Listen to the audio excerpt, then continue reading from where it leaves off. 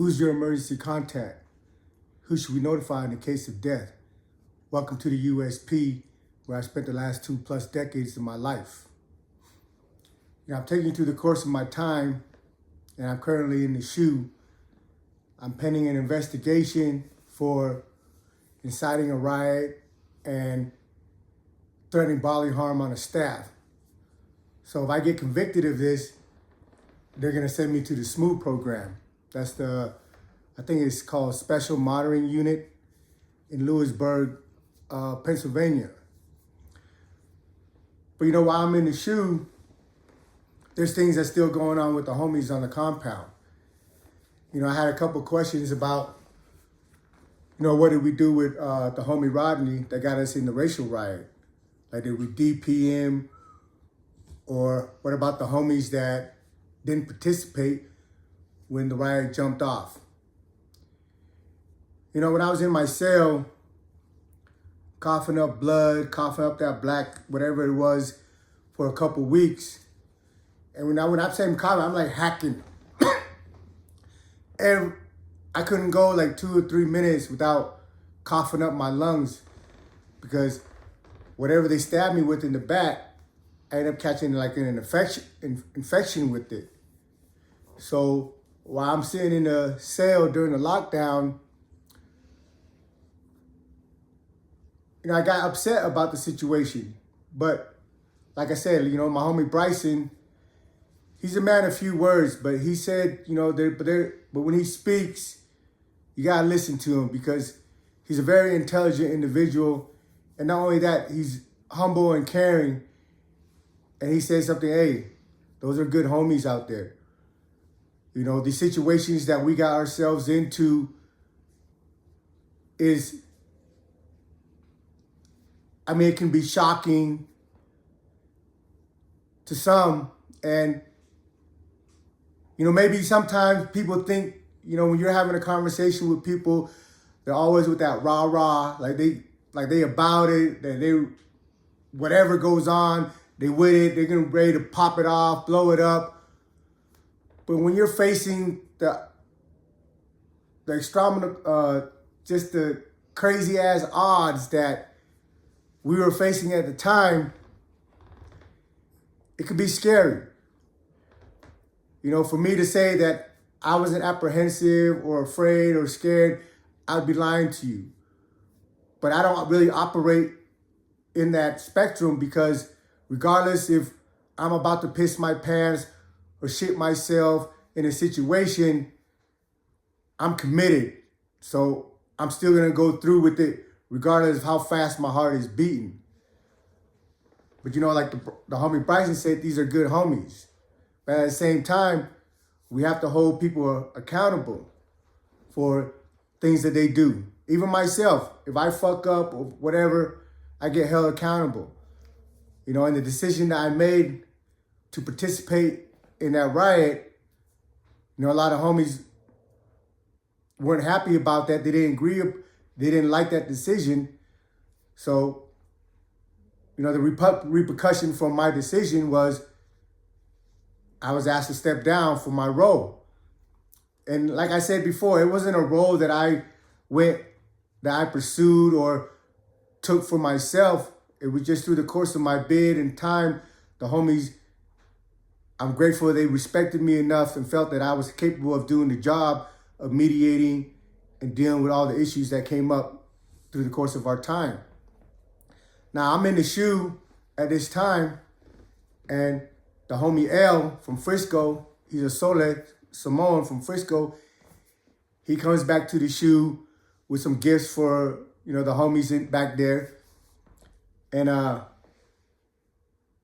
the thing with Rodney Joseph was like Bryson told you, he looked up to him when he was younger. And for all account, up to that time, he's been a good dude. Like for us, we're not a gang. We're a collective of different races from different regions and different aspects of life. And through circumstances, because everything is all categorized, everything is racial and divided through gangs and streets and state, in essence, we're forced to become a collective. But yeah, we're forced to become a collective. But at the same time, when you're sitting there with people for years and years and you get to know them, you build a relationship with them, you build rapport and even affection for the people around you. And for me personally, I really cared about these individuals around me. These are my friends. These are my homies. And like I said, when we're out here in the streets, it's a different type of, I don't want to say courage or heart or anything like that, but it's a little easier to be able to do things out here. One, you have firearms, you have guns.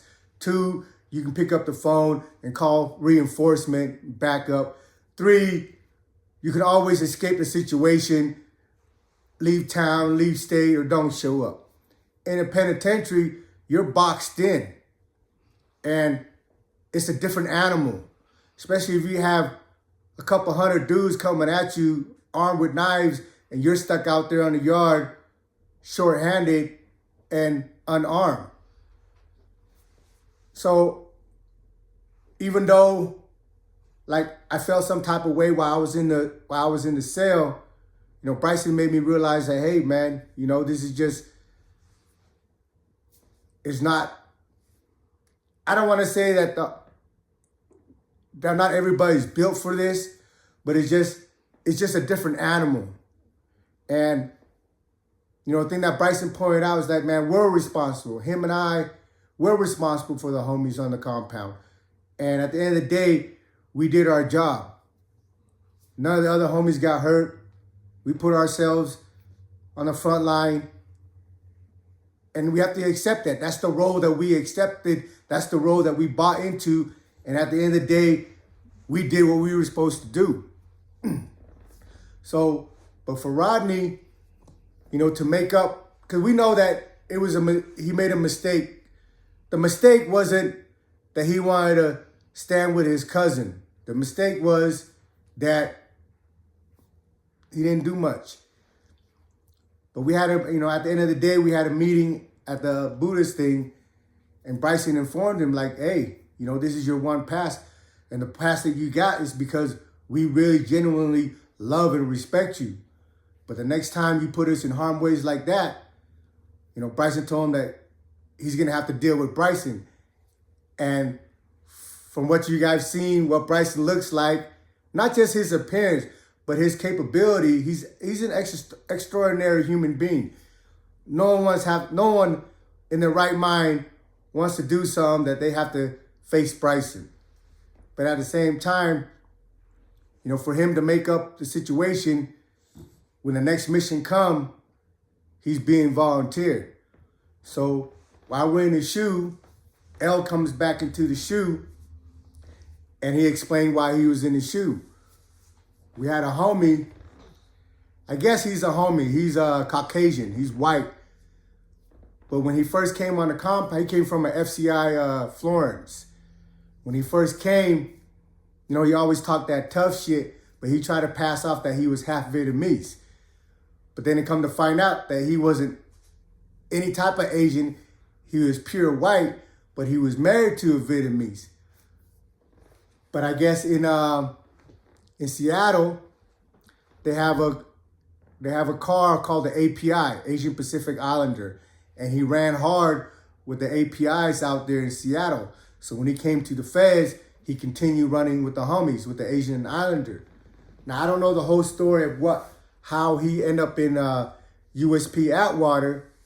But, for me personally, dealing with him, he was kind of arrogant, thought he was tough as shit, thought that he was the only gangster on the compound. Anyways, he had a job in the butcher shop. And, a lot of these inmates, a friend of mine wants me to do a video about the difference between inmates and convict. And down the road, I'll get to that. So the reason why I'm calling him an inmate at this point in time, this dude Vince, is because he was the head butcher in the kitchen in Atwater. but it got to his head like he ran the department, like he owned all the beef and chicken that was in the fucking, in the butcher shop. And he was dictating who he was selling it to and who he was giving deals to, as opposed to being a convict. If somebody wants to hustle, here's the bottom price. I don't care what race you are. I don't care what gang you're from. This is what because we understand everybody has to have a hustle, and he's taking a risk by moving that stuff out of the butcher shop and giving it out to people in the kitchen. Because if he gets caught, he's gonna get fired. So for his trouble, he wants to be compensated, monetarily. But he was just picking and choosing who he was selling it to, and a few people had some issues with that. He had an issue with the Mexican because, one, like I said, he was kind of arrogant and spoke kind of,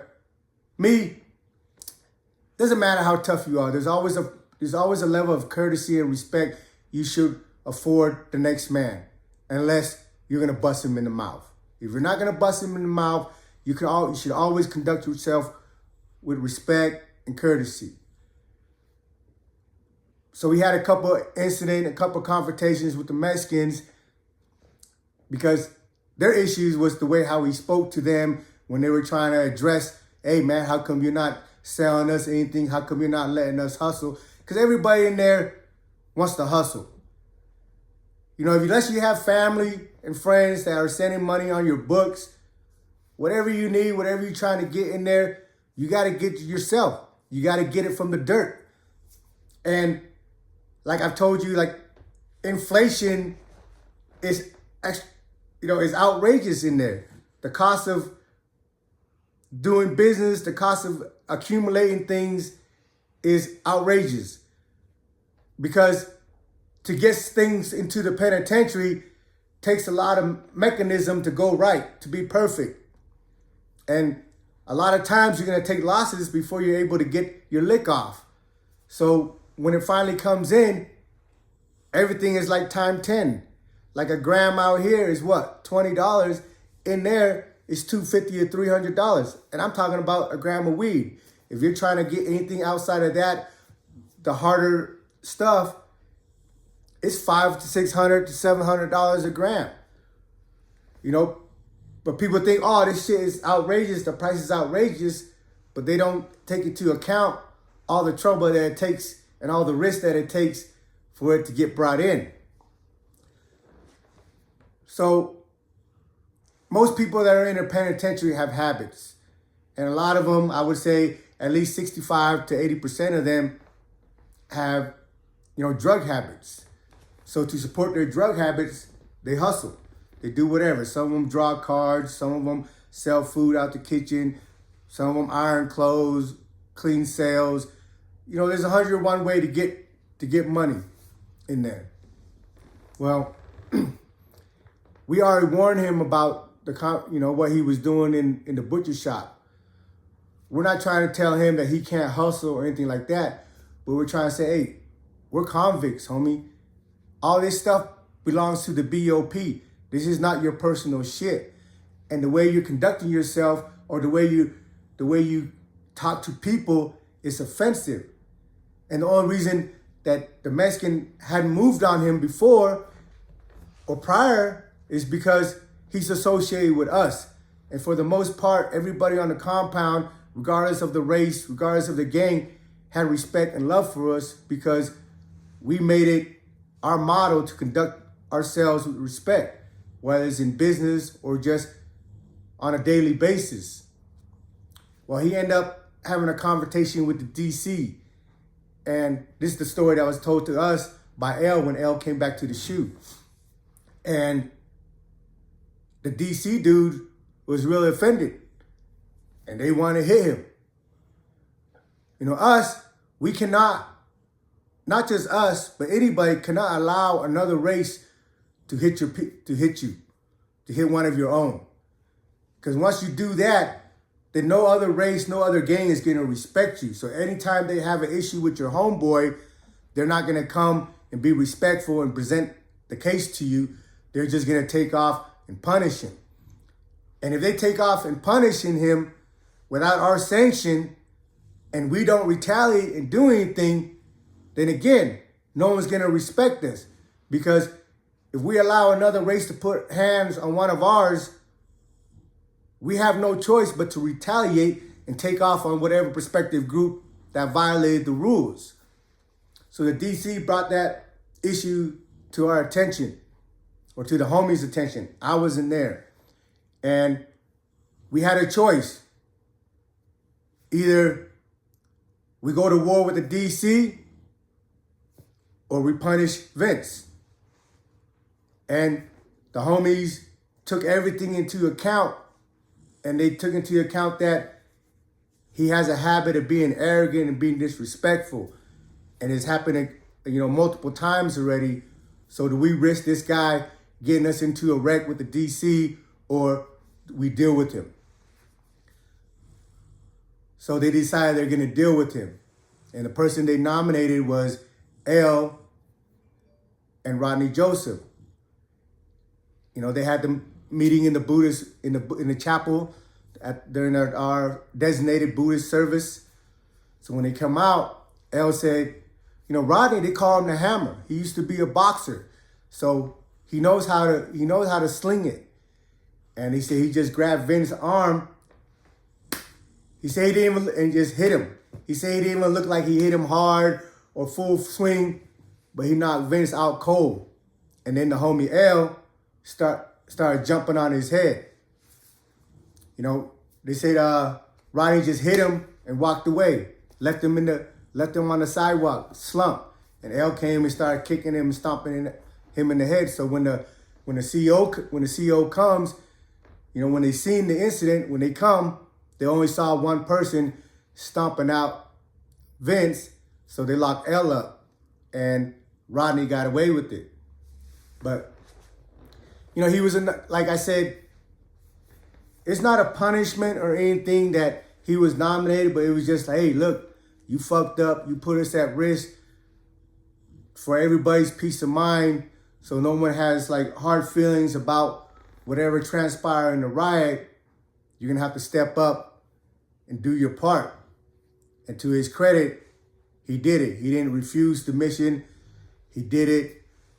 And that was that. The politics in the penitentiary gets really muddy. Like some people ask me, well, how come you're always aiding the whites or the Mexicans, but not the blacks? And you're saying that you're over here and you got good friends with the blacks and all that. My answer is that I'm not aiding a race. I'm not aiding a gang. When I come and aid and assist, it's on a personal level. And that's regardless if my homie's a Crip, if it's a white dude, it's a Mexican dude. If I'm breaking bread with you, if I'm hustling with you, and me and you have a rapport and we consider ourselves friends, if something transpires that is spontaneous and you're there and I'm there with you, I'm not going to walk away. I'm going to back your play. But it's not my place to go insert myself in somebody's business. The reason we were involved with the whites and the Mexican riot is because I was out there. We were stuck out there, and the homie inserted himself in the situation. But, everybody has their own gang. Everybody has their own crew that they're going to politic and deal with whatever. But at the same time, if I see somebody that's outnumbered that I fuck with, and I'm peeping it from where I'm standing, and I know they're about to get slaughtered, and this is my good friend, then yeah, I'll walk my ass over there and get butchered with them. So the relationships, the alliance in a penitentiary, you have your core group, like your core alliance, like us is with the natives, Native Americans. So no matter what happens, we're going to side and ride with the Native Americans first and foremost. But if the Native American decides that they want to aid and assist the Mexicans in something, well, our alliance is not with the Mexicans, but our alliance is with the Native Americans. So I feel it's our responsibility and obligation to aid and assist the Native American, even if we don't agree to it, because an alliance is not only when it's convenient for you. An alliance is not only if the number is in your favor or if you're going to win. The alliance is, for better or worse, we're going to have each other's back.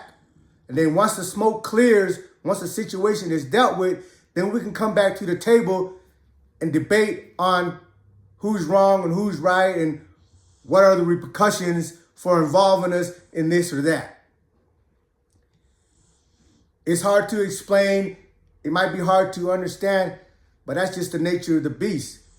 The penitentiary, when you're in there, you're in such a close confinement that through time, when you're living in a unit with somebody, you're going to build rapport, you're going to build relationship, and you're going to start caring about some people around you that are not from your car, that are from different races and different gangs in different part of the world.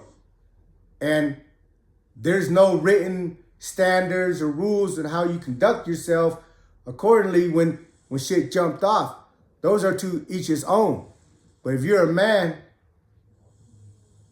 you're always going to do what you feel is right, even if everybody else disagree with you. Like I've repeated over and over again, like politics are for do boys so they don't get their car in a wreck. But me, I tell the people around me, man, don't sit and eat with me and break bread with me and kick it if when shit get hot, all I see is your back. Because I'm not going to do that to you. If I'm your friend, I'm your friend.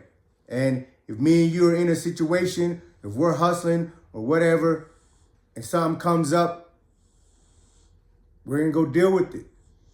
That's just, and that's not just me personally. I've had DC dudes, I've had Crips, I've had Bloods, I've had white dudes that seen me in a situation that looked like they might get hairy and came up and offered their assistance. I'm grateful that they respect me and care for me enough to offer that. But at the same time, for me personally, if it's something that I know I can deal with myself, I'm going to let them know, no, I'm good, man. I got this. And that's just the way it is. Welcome to the USP.